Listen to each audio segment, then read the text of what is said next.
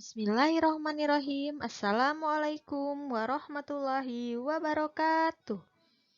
Bagaimana kabarnya hari ini, Ananda semuanya? Mudah-mudahan Ananda dan kita semua selalu diberikan kesehatan ya. Amin ya robbal alamin.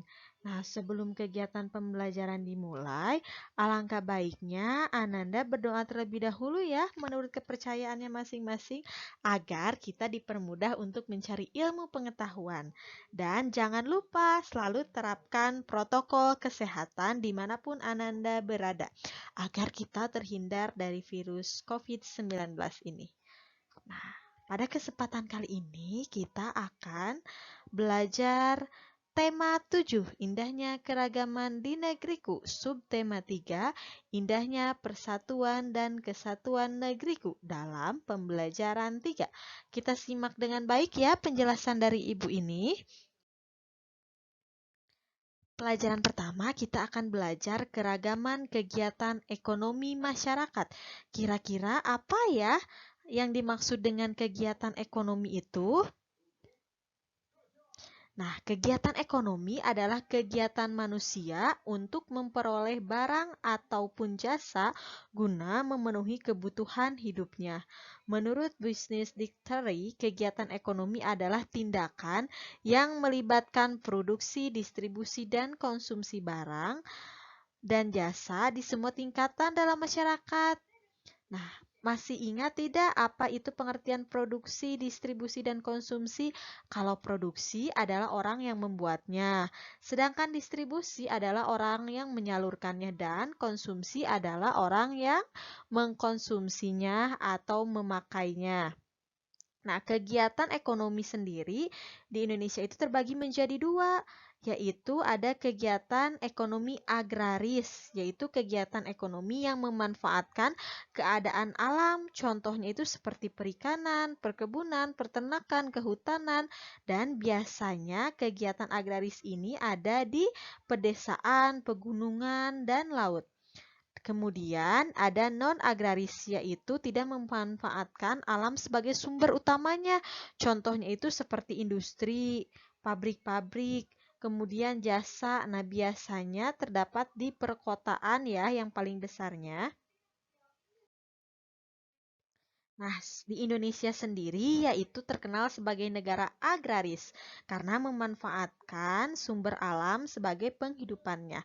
Nah, agraris ini terbagi menjadi yang pertama yang akan kita bahas adalah pertanian. Pertanian itu yaitu kegiatan ekonomi agraris yang melakukan kegiatan produksi dengan menggunakan tanah sebagai faktor utama untuk menghasilkan bahan pangan seperti padi, jagung, kacang, kedelai, dan masih banyak lagi. Daerahnya, penghasilnya itu biasanya di Indonesia yang terkenal itu ada di Pulau Jawa, Kalimantan, Bali, beberapa bagian di Sulawesi, dan Pulau Jawa sendiri merupakan pusat utama penghasil padi terbesar di Indonesia.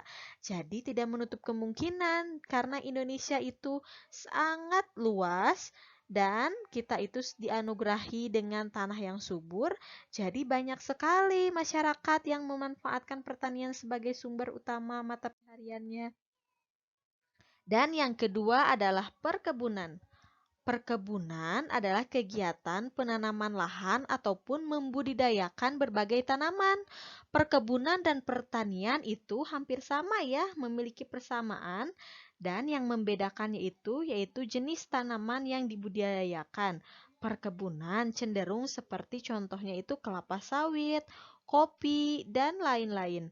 Perkebunan sendiri dibedakan menjadi dua, yaitu perkebunan rakyat yang dikelola oleh rakyat secara mandiri dan perkebunan besar yang dikelola oleh instansi pemerintahan atau perusahaan besar. Dan yang ketiga ada peternakan. Peternakan sendiri yaitu kegiatan memelihara atau mengembangbiakan berbagai hewan ternak. Dibedakan menjadi tiga ya, yaitu peternakan satwa besar, contohnya seperti sapi, kerbau, kuda. Kemudian peternakan satwa kecil, contohnya seperti kelinci, kambing, dan peternakan unggas, contohnya seperti ayam, bebek, dan burung. Terakhir ada perikanan. Perikanan adalah suatu kegiatan membudidayakan ikan. Dibedakan menjadi dua ya, ada perikanan air tawar dan air laut.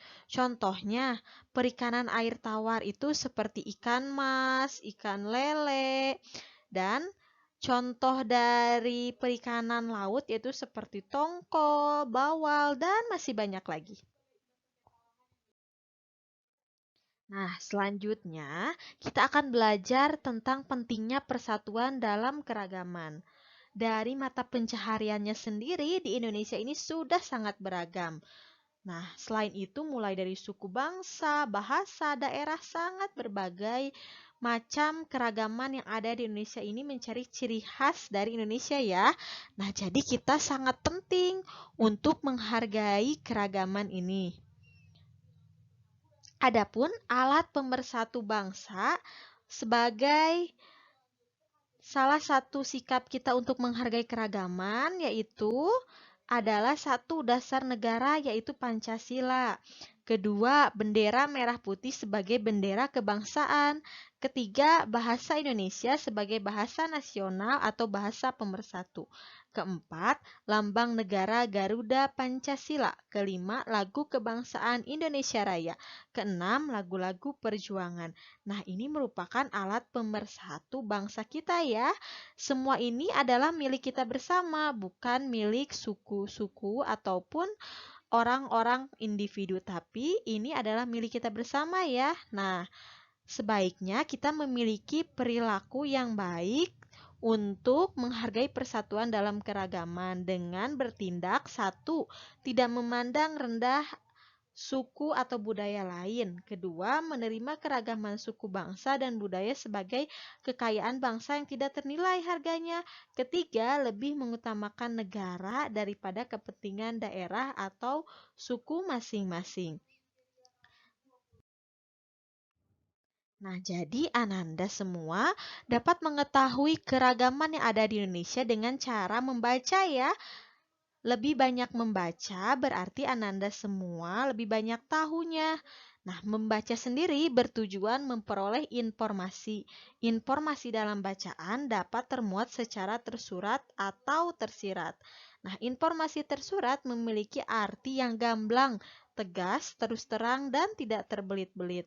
Cara mendapatkan informasi tersurat dari bacaan hanya perlu mencari fakta yang ditulis dari bacaan. Hal tersebut dapat dilakukan dengan menentukan atau menandai gagasan utama dan informasi penting. Nah, kegiatan membaca tersurat ini biasanya sangat kita perlukan dalam teknik membaca cepat. Nah, hari ini kita sudah belajar mengenai bentuk-bentuk mata pencaharian agraris yang ada di Indonesia. Kemudian kita sudah belajar pentingnya menghargai keragaman dan kita sudah belajar fungsinya membaca itu seperti apa ya. Tugasnya Ananda semua mengerjakan kuis online melalui aplikasi Quizizz. Linknya sudah Ibu bagikan di grup WA kelas masing-masing ya. Terima kasih sudah menyimak video pembelajaran sampai selesai. Mudah-mudahan informasi dan pengetahuan baru yang Ananda dapat hari ini dapat bermanfaat ya. Mohon maaf apabila penyampaian dari Ibu kurang baik dan masih banyak sekali materi yang belum tersampaikan. Apabila ada yang belum dimengerti, Ananda dapat menanyakannya di grup kelas ya. Terima kasih banyak. Kita tutup dengan membaca doa menurut kepercayaan masing-masing. Ibu pamit ya. Wassalamualaikum warahmatullahi wabarakatuh.